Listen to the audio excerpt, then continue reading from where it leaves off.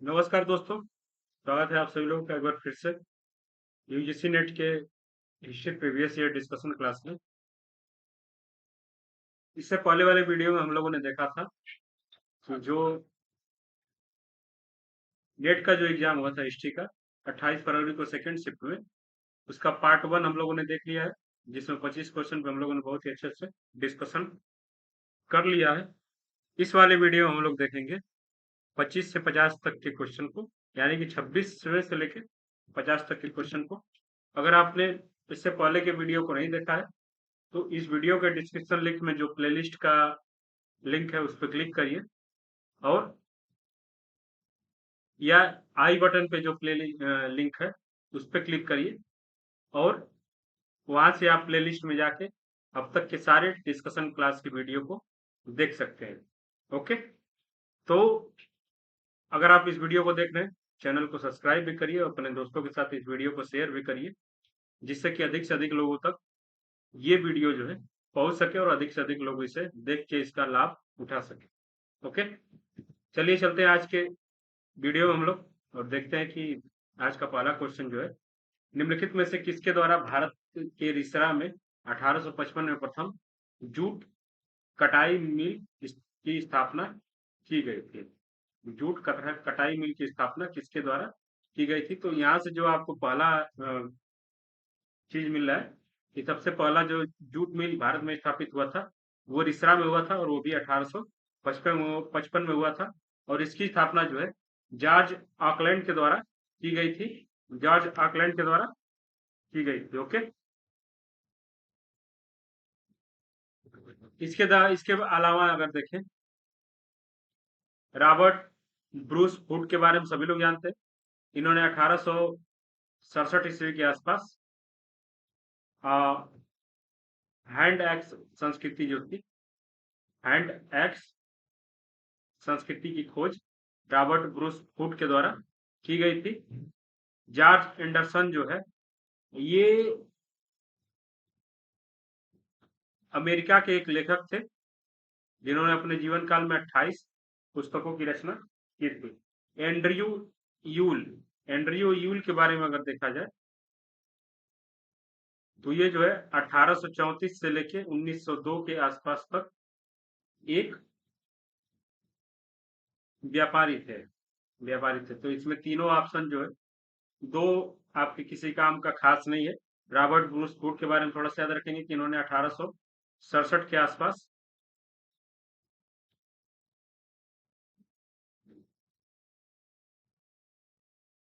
Hand axe संस्कृति की खोज की थी। एक रॉबर्ट ब्रूस हुड वो थे, और एक रॉबर्ट ब्रूस हुड जिनका जिक्र, एक और रॉबर्ट ब्रूस हुड का जिक्र मिलता है जिनका जिक्र 1820 के आसपास का मिलता है। वो थे, वो असम के बागानों में चाय की खेती जो है इन्होंने शुरू की थी। ओके, रॉबर्ट ब्रूस हुड दो है, एक हैंड एक्स संस्कृति की खोज जिसने की थी 1867 में, एक जो थे 1820 में असम के बागानों में चाय की खेती प्रारंभ की थी। जॉर्ज ऑकलैंड के बारे में सभी लोग जानते हैं कि 1855 में इन्होंने भारत के रिसरा में प्रथम जूट फैक्ट्री की स्थापना की थी। जूट को हम लोग पटसन भी बोलते हैं। पटसन आप लोग याद रखिएगा, इसको जो है गोल्डन फाइबर भी बोला जाता है। ओके, अगला जो है कि निम्नलिखित में से कौन सा गांधी के रचनात्मक कार्यक्रम का अंग नहीं था? निम्नलिखित में से कौन सा जो है गांधी के रचनात्मक कार्य का अंग नहीं था? तो यहाँ जो था, अंतर धर्म विवाह संघ की स्थापना जो है वो गांधी जी के द्वारा नहीं की गई थी। ये जो है, और बाकी जो तीनों है ये गांधी जी के रचनात्मक कार्यों के अंग थे। ओके, इसके बाद अगला जो है कि निम्नलिखित में से किसने धर्म तृतीय रत्न एक्सपोजर ऑफ द पुराणाज की रचना की थी? एक्सपोजर ऑफ द पुराणाज की रचना किसने की थी? तो इसका जो सही आंसर है option number 1, Jyotiba Phule. Who wrote धर्म तृतीय रत्ना एक्सपोजर ऑफ पुराणाज? ज्योतिबा फूले। ओके, इसके बाद ज्योतिबा फूले के बारे में थोड़ा सा और देखें तो इनका जन्म जो 1827 ईस्वी में सतारा में हुआ था। सतारा सबको पता है कहाँ है सतारा। ओके, इन्होंने 1873 में महाराष्ट्र में सत्य शोधक समाज, सत्य शोधक समाज की स्थापना इन्होंने की थी। इसके अलावा इनके द्वारा जो एक और महत्वपूर्ण कार्य जो था वो था, इन्होंने भारत में जाति व्यवस्था से रिलेटेड कई सारे कार्य जो है वो किए थे। तो इनका जन्म 1827 ईस्वी में सतारा में हुआ था। 1863-73 ईस्वी में इन्होंने सत्य शोधक समाज की स्थापना जो है मध्य प्रदेश महाराष्ट्र में किया था। ओके, नारायण गुरु के बारे में सभी लोग जानते हैं। नारायण गुरु का संबंध जो है वो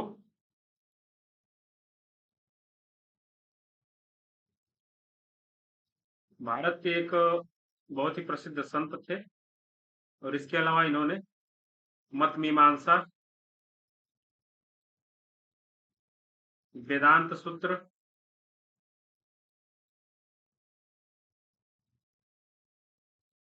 सदाचार, इन जैसे ग्रंथों की रचना इन्होंने की थी। टीएम नायर जो है, इनका पूरा नाम जो था तारावत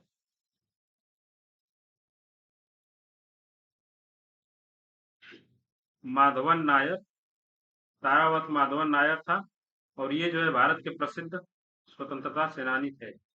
ओके, रामास्वामी नायकर सभी लोग जानते हैं कि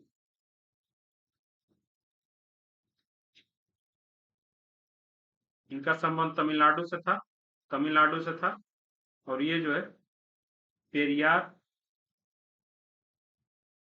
के उपनाम से जाने जाते थे। ओके, पेरियार के उपनाम से जाने जाते थे। तो ये था। आगे बढ़ते हम लोग। निम्नलिखित में से कौन सा जर्मन अध्येता था जिसने किसी भी भारतीय भाषा को सीखे बिना बौद्धिक भारतीय बौद्धिक इतिहास पर विस्तार से लिखा था?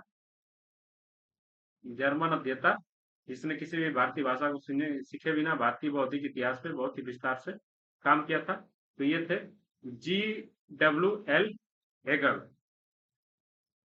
हेगल हेगल जो है बहुत ही प्रसिद्ध हिस्टोरियन के रूप में जाने जाते हैं। इनका जो प्रमुख रचनाएं थी वो थी द फेनामेनोलॉजी ऑफ स्पिरिट, इसके अलावा the science of logic, lectures on the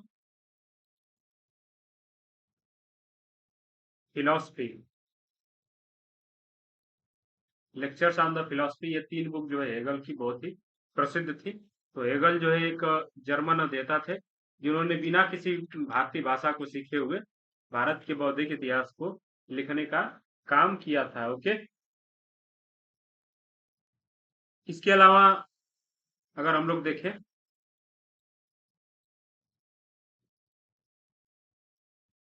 फ्लेगल के बारे में, तो इनका जो काम है वो नास्तिकता और व्यक्तिवाद, नास्तिकता और व्यक्तिवाद के ऊपर था।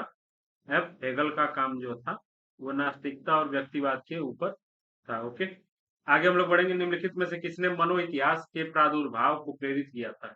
साइको हिस्ट्री किसने लिखा था? साइको हिस्ट्री, मनो इतिहास के प्रादुर्भाव को प्रेरित किया था किसने? ये थे सिगमंड फ्राइड जो थे, इन्होंने मनोवैज्ञानिक इतिहास को प्रेरित किया था। Okay,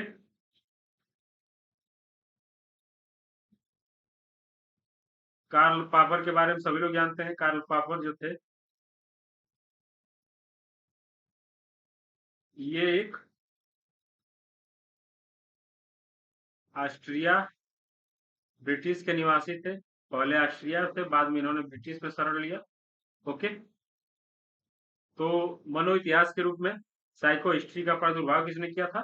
Sigmund Freud. ओके, आगे बढ़ते हैं। लियोपोल्ड वान रांके के संबंध में निम्नलिखित में से कौन सा कथन सही नहीं है। लियोपोल्ड रांके के संबंध में निम्नलिखित में से कौन सा कथन सही नहीं है? उन्होंने इतिहास के विश्वविद्यालयों में सम्मानजनक अनुशासन के रूप में स्थापित करने की महत्वपूर्ण भूमिका निभाई। उन्होंने यह धारणा स्थापित की कि सभी गंभीर इतिहास प्राथमिक स्रोतों पर आधारित होने चाहिए। उन्होंने यह धारणा स्थापित की कि गंभीर इतिहास कठोर प्रणाली विज्ञान पर आधारित होनी चाहिए। वे स्वच्छंदवाद के जनक थे। तो इसका जो सही आंसर है वो है ऑप्शन नंबर 4। ये जो है लियोपोल्ड वान रांके के संबंध में ये गलत कथन है। ओके,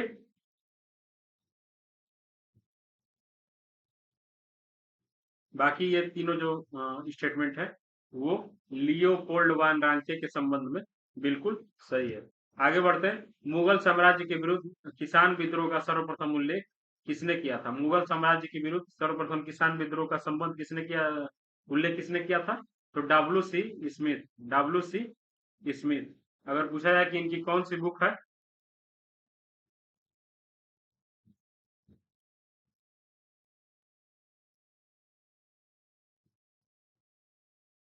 तो डब्ल्यू डब्ल्यू सी स्मिथ का जो कार्य है, आप लोग एक बार इनके बुक को सर्च करिएगा।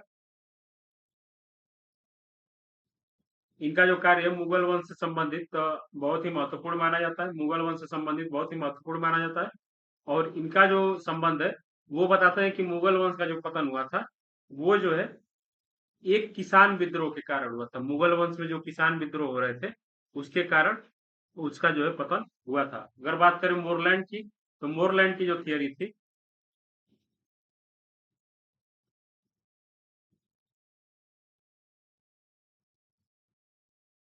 मोरलैंड की जो बुक थी वो थी India on the death of Akbar,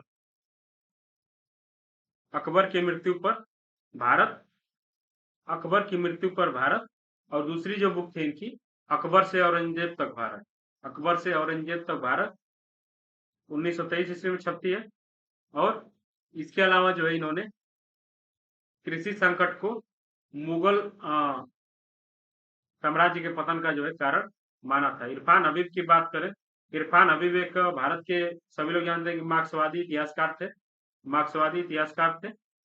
और इनको 2005 में पद्म भूषण, पद्म भूषण से सम्मानित किया गया था, पद्म भूषण से सम्मानित किया गया था। ओके, आगे हम लोग बढ़ते हैं कि कल्हड़ के पश्चात राज तड़ंगड़ी का लेखन किसने किया? तो ये बहुत ही सिंपल है और बहुत ही महत्वपूर्ण क्वेश्चन है। इसका जो सही आंसर है जोना राजा, जोन राज जो था वो कल्हड़ के बाद राज तड़ंगड़ी का जो है लेखन किया था। राज तड़ंगड़ी पुस्तक जो है उसको माना जाता है कि इसकी रचना जो है कल्हड़ ने की थी, लेकिन उसमें जो है इनके अलावा जो है कई लोगों का जो है वो योगदान वो माना जाता है। तो इसी में जो है कल्हड़ के पश्चात जो है राज तड़ंगिणी का लेखन जो है वो जोन राज के द्वारा किया गया था। ओके,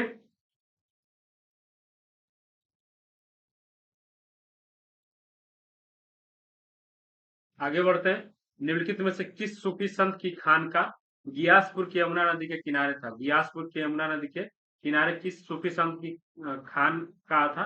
खानका का मतलब है कि जहां भी सूफी संत विश्राम करते थे उस चीज को खानका बोला जाता था। यानी कि जहां सूफी संत निवास करते थे उसी चीज को हम लोग खानका के नाम से जानते थे। और यहाँ जो है इसका जो सही आंसर है ऑप्शन है थर्ड, शेख निजामुद्दीन औलिया। शेख निजामुद्दीन औलिया जो थे उनका जो खानका था वो गियासपुर के यमुना नदी के किनारे था। ओके, अगर निजामुद्दीन औलिया के बारे में थोड़ा सा और देखें तो इनका जन्म जो है 1238 ईस्वी में उत्तर प्रदेश के बदायूं में हुआ था। सभी लोग जानते हैं बदायूं में इनका जो है जन्म हुआ था। ओके, इसके बाद इनके गुरु का नाम कई लोग को पता होगा, फरीद था।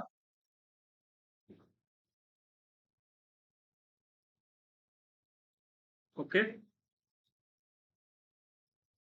आईने अकबरी में इनका जिक्र जो है, आईने अकबरी में निजामुद्दीन औलिया का जिक्र मिलता है। सभी लोग याद रखिएगा आईने अकबरी में किसका जिक्र मिलता है? निजामुद्दीन औलिया का। आइन ए अकबरी, अकबरी में निजामुद्दीन औलिया का जिक्र मिलता है। ओके,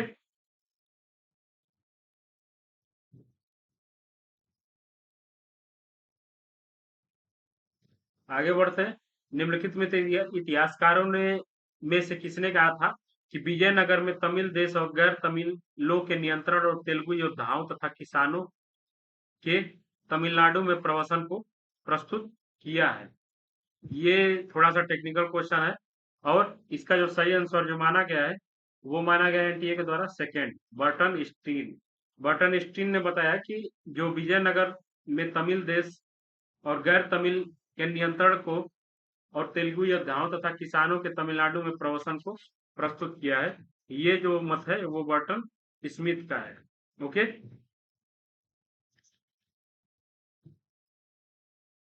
इसको हम लोग बस इतना ही देखते हैं। आप लोग ये स्टेटमेंट याद रखिएगा, who among the following historian started the Vijayanagar represented more than the control of non-Tamils over the Tamil country and a migration of Telugu warriors and peasants into Tamil Nadu। ये बताते हैं कि तमिल विजयनगर जो साम्राज्य था वहां जो है तमिल लोगों का आधिपत्य न होके तेलुगु योद्धाओं और गैर तमिलों का जो है वो आधिपत्य था, जो तमिलनाडु में माइग्रेट किए हुए थे उनका आधिपत्य विजयनगर साम्राज्य में अधिक था। तो इसको किसने बताया? बर्टन स्टीन ने। ओके, आगे बढ़ते हैं और देखते हैं निम्नलिखित में से कौन सा सुल्तान बाहरी विश्व के लोगों के साथ करीबी कूटनीतिक, सांस्कृतिक और आर्थिक संपर्क का पक्षधर था?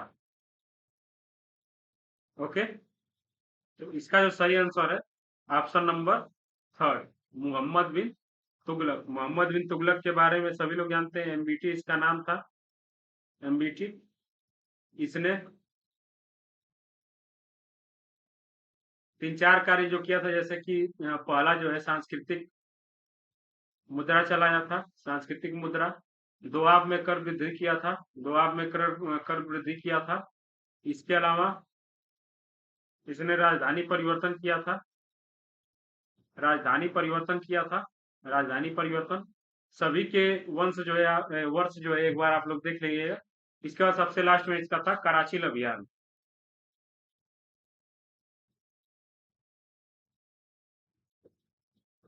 कराची अभियान जो है इसके द्वारा किया गया था, राजधानी परिवर्तन किया गया था, दोआब में कर वृद्धि किया गया था,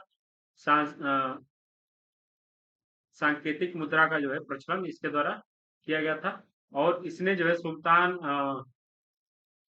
ये ऐसा सुल्तान था which sultan believed close diplomatic, cultural and economic contact with outside world. Okay, आगे बढ़ते हैं। खुराक के दब्बाब शब्द का आशय क्या था? खुराक के दब्बाब, खुराक का मतलब है खाना, सभी लोग जानते हैं खाना, खाना सभी में है। ओके, दब्बाब, दब्बाब का मतलब जिसे पता होगा वो इसका आंसर बहुत ही आसानी से दे सकता है। खुराक, खुराक के दब्बाब का मतलब है पशुओं हेतु चारा। ओके, खुराक के दब्बाब पशुओं के लिए चारा। ओके, इसका सही आंसर है खुराक के दब्बाब का मतलब है पशुओं के लिए चारा। आगे बढ़ते हैं हम लोग। निम्नलिखित में से गुरुओं में से किसने अनुयायियों के समक्ष गृहस्थ संत का आदर्श प्रस्तुत किया था? गृहस्थ संत का आदर्श किसने प्रस्तुत किया था? तो इसका जो सही आंसर है ऑप्शन नंबर सेकेंड, गुरु अमरदास। गुरु अमरदास का जन्म जो है 5 अप्रैल 1700 सॉरी 1479 ईस्वी को हुआ था। गुरु अमरदास का जन्म 5 अप्रैल 1489 ईस्वी को 79 ईस्वी को हुआ था।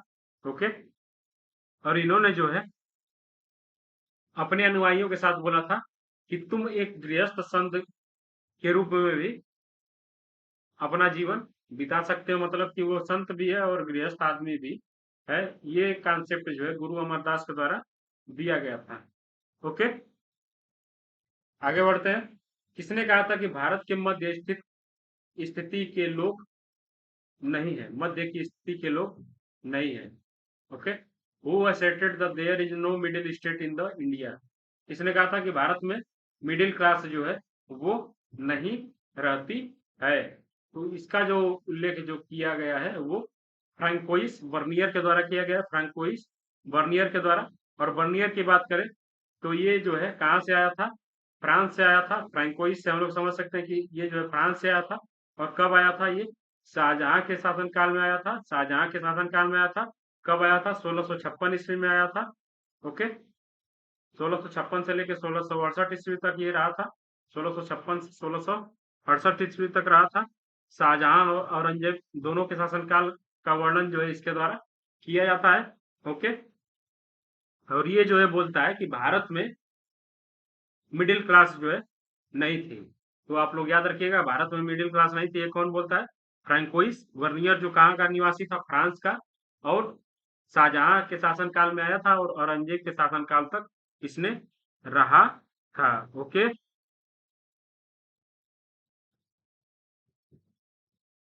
आगे बढ़ते हैं। किसने कहा था कि फिल्म हमारी मस्तिष्क को खोल सकती है, अन्य ज्यादा विविध और मानविक कम साहित्यिक अतीत की समझ के प्रति? Who said film can open our mind to another, more vivid and human, less literally understanding of the past? तो ये जो स्टेटमेंट है, ये भी हमारे आउट ऑफ सिलेबस माना जा सकता है, क्योंकि सिलेबस में कहीं भी सिनेमा का जिक्र नहीं है। तो सिनेमा के ऊपर जो है एक सेपरेट वीडियो की आवश्यकता है। अगर आप लोग इस वीडियो को अच्छे से देखते हैं और हमारे साथ जो है अच्छे से पढ़ाई करते हैं, तो सिनेमा के ऊपर जो है एक 2 से 3 घंटे का वीडियो अच्छे से बनाया जा सकता है। कंटेंट बहुत है और इससे क्वेश्चन जो है अभी फिलहाल में पूछे जा रहे हैं। ओके, आगे बढ़ते हैं हम लोग। इसका जो सही आंसर है वो है option number 4, Pierre Sarlin. Pierre Sarlin, Pierre Sarlin का मानना है कि जो फिल्में होती हैं वो हमारे दिमाग को और अच्छे से प्रभावित कर सकती हैं। किसके संबंध में? किसकी तुलना में? और अन्य जो मानवीय गतिविधियां होती हैं उसके तुलना में फिल्म हमारी सोच को अच्छे से प्रभावित कर सकती है। पियरे साल्विन, पियरे साल्विन की बुक के बारे में अगर बोला जाए तो इनकी एक बुक है the film in history, the film in history, European cinemas, European cinemas. ये दो बुक, दो जो मूवी है, बुक है, ये पियरे सार्लिन का है। ओके, आगे बढ़ते हैं और देखते हैं कि which of the following are correct. Karachi session of Muslim League adopted the slogan divide and quit, divide and quit. Mutiny of the Indian naval rating began in February 1946 in Bombay. Lord Mountbatten invited Nehru to form an interim government in August 1946. B.D. Savarkar was elected as the president of Hindu Mahasabha in 1938. Steel frame speech was delivered by Lloyd George. Lloyd George. Okay, तो जो इसका गलत अगर हम लोग देखें तो जो इसमें थर्ड है,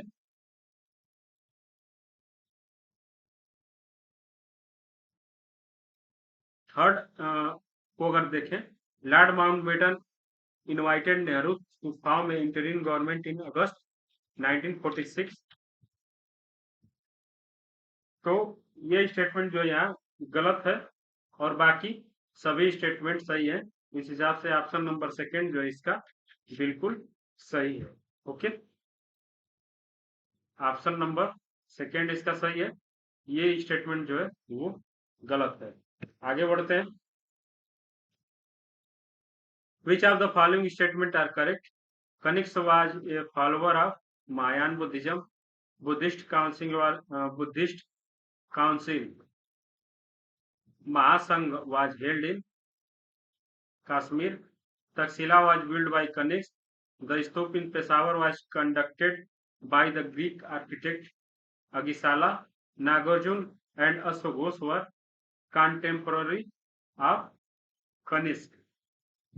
ओके, तो जो इसका सही आंसर है ऑप्शन नंबर थर्ड, यानी कि ए बी डी ई सही है। ए बी डी ई सही है और ऑप्शन नंबर सेकंड जो है वो गलत है। तक्षशिला जो है कनिष्क के द्वारा नहीं बनाई गई थी। तक्षशिला जो है कनिष्क के द्वारा नहीं बनाई गई थी। बाकी सभी ऑप्शन जो है वो सही है। ओके, आगे बढ़ते हैं। ये दो match of the following: general service enlistment act, religious disability act, post office act, Indian arms act कब लाया गया था? तो इसमें अगर हम लोग देखें, पोस्ट ऑफिस एक्ट जो है वो लाया गया था 1854 में। तो सी का 4 केवल एक में है। इस हिसाब से ऑप्शन नंबर सेकंड जो है वो सही होगा। ए का 2, ए का 2, बी का थर्ड, बी का थर्ड, बी का थर्ड और डी का 1, डी का 1। ओके, तो सामान्य सेवा भर्ती अधिनियम 1856, सामान्य सेवा भर्ती अधिनियम 1856, धार्मिक असक्षमता अधिनियम कब लाया गया था? 1850। पोस्ट ऑफिस अधिनियम 1854, भारतीय शस्त्र अधिनियम 1878। ये कब लाया गया था? भारतीय शस्त्र अधिनियम ये लाया गया था लॉर्ड लिटन के द्वारा, लॉर्ड लिटन के द्वारा। और ये लाया गया था डलहौजी, डलहौजी, ये भी दोनों डलहौजी के द्वारा लाया गया था। ओके,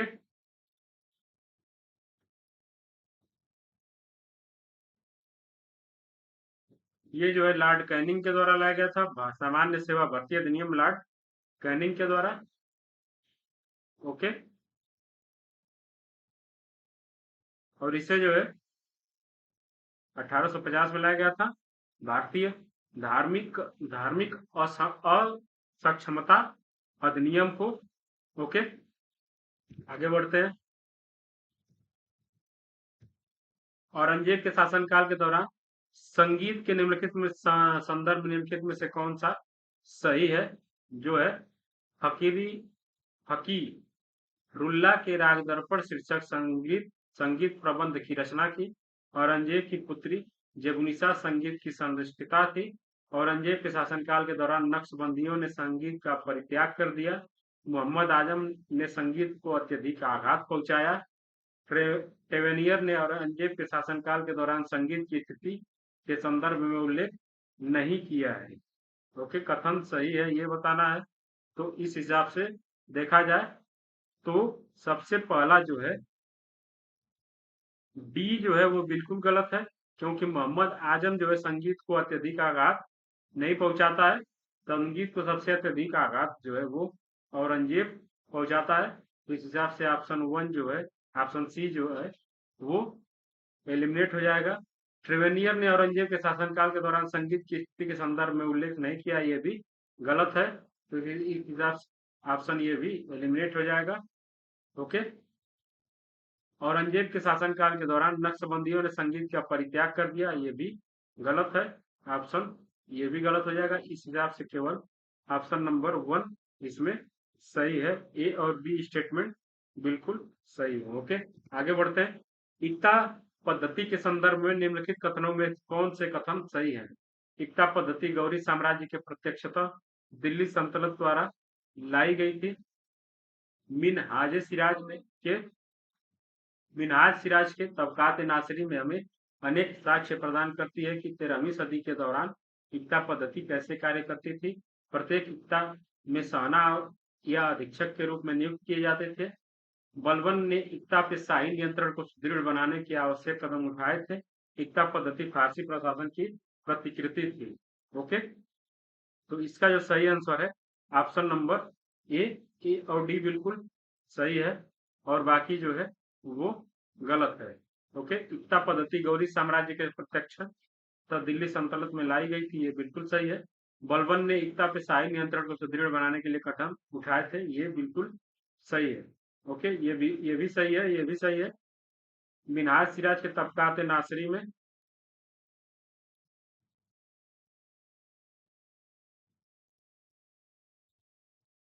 साक्ष्य प्रदान नहीं करती है। इसका मतलब कि मिनहाज सिराज के तबका के नासरी में इक्ता प्रथा जो थी उसकी साक्ष्य हमें मिलती है। ओके, प्रत्येक इक्ता में साना और अधीक्षक की नियुक्ति की जाती थी, ये गलत है। इक्ता पद्धति फारसी प्रशासन की प्रतिकृति थी, ये भी गलत है। फारसी नहीं, ये जो है अरबी अरबी प्रशासन की प्रतिकृति थी। ओके, आगे बढ़ते हैं।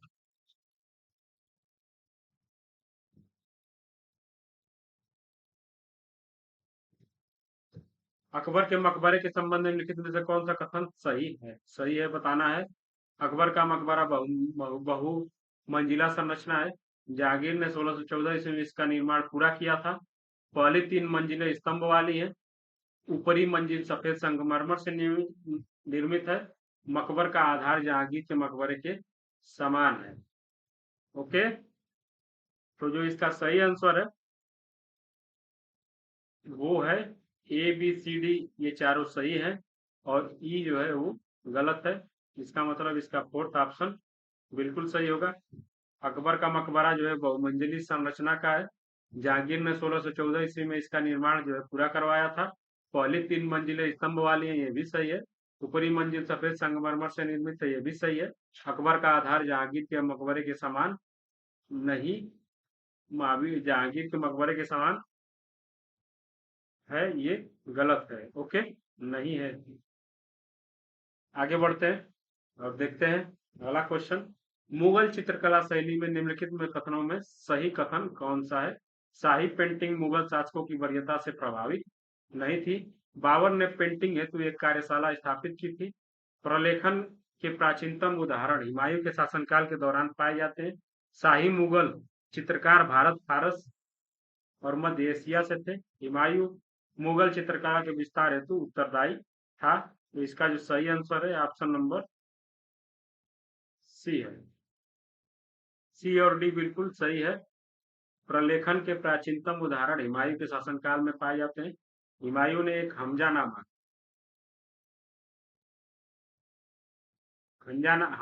का संकलन करवाया था, जिसमें बहुत सारे चित्रों का जो है वो संकलन था। ओके, शाही मुगल चित्रकार भारत और फारस के मध्य एशिया से थे, ये भी बिल्कुल सही है। ये तीनों जो कथन है वो गलत है। आगे बढ़ते हैं और आज का अगला क्वेश्चन जो हम लोग देखते हैं। दिल्ली सल्तनत के दौरान धन और मूल्यों के संदर्भ में निम्नलिखित में से कौन सा कथन सही है? दिल्ली सल्तनत की स्थापना ने धन के प्रसार के द्रुत परिवर्तन चिन्हित किया। दिल्ली सल्तनत की स्थापना के पूर्व पंजाब एवं दिल्ली के क्षेत्र में सामान्य मुद्रा देहलीवाल कहलाती थी। इल्तुतमिश के समय 170 ग्रेन के तांबे से बने टंका का प्रारंभ किया गया था। पंजाब और दिल्ली के क्षेत्र में आरंभिक सिक्कों का उल्लेख 1198 के कुतुब मस्जिद अभिलेख में है। कन्नौज और गढ़वालों ने कुछ सोने के सिक्के जारी किए जिसपे सरस्वती का चित्र है। ओके, तो इसका जो सही आंसर है वो है ऑप्शन नंबर 1। ए सही है, बी सही है और डी सही है। सी और ई गलत है। दिल्ली सल्तनत की स्थापना ने धर्म के प्रसार धन के प्रसार में द्रुत परिवर्तन किया, बिल्कुल सही है। दिल्ली सल्तनत की स्थापना के पूर्व पंजाब और दिल्ली के क्षेत्र में देहलीवाल मुद्रा जो चलती थी वो भी सही है। इल्तुतमिश के 170 ग्रेन के तांबे से बने टंका का प्रारंभ किया, ये गलत है। पंजाब एवं दिल्ली के क्षेत्र में आरंभिक सिक्के का उल्लेख 1198 में कुतुब मस्जिद अभिलेख से मिलता है, ये तीनों सही है। आगे बढ़ते हैं। अकबर के व्यापक मात्रा में आर्टिलरी उत्तराधिकार में प्राप्त हुई थी, जिसमें निम्नलिखित शामिल थे। तूफान, तोप, डेग, द्यूतात और जरबतान। ओके, तो इसका जो सही आंसर है ऑप्शन नंबर सेकंड सही है। ए बी सी ई। द्यूतात जो है उसे नहीं मिला था। ओके, बाकी सब जो है उसे उत्तराधिकार के रूप में मिले थे। अगला जो क्वेश्चन है कि बायजिद रोशन ने सूफी मार्ग और उसके 8 सोपानों के अनुसरण का प्रबल समर्थन किया, नीचे दी गई तालिका में निम्नलिखित में से कौन से शामिल है? शरीयत, तरीकत, हकीकत, मारिफत, वसूलत। वसूलत। इसका जो सही आंसर है ऑप्शन नंबर 4, इसमें से सारे जो है वो सही है। ओके, तो ये था आज का 50वां क्वेश्चन। और आज हम लोगों ने बहुत ही जल्दी से 25 क्वेश्चन जो है वो देख लिए, क्योंकि आप लोगों में से बहुत सारे लोगों के कमेंट आ रहे थे कि वीडियो जो है थोड़ा लंबा हो जा रहा है, तो हम लोग कोशिश कर रहे हैं कि वीडियो को थोड़ा शार्ट रखा जाए और आपको बस सही आंसर कौन सा है ये बताया जाए और डिस्कशन को थोड़ा शार्ट रखा जाए। ओके, ये क्लास अगर आपको अच्छी लगी हो तो इस वीडियो को लाइक करिए और कमेंट करिए और इसे अपने दोस्तों के साथ भी शेयर करने की कोशिश करिए। थैंक यू सो मच, मिलते हैं किसी और वीडियो में।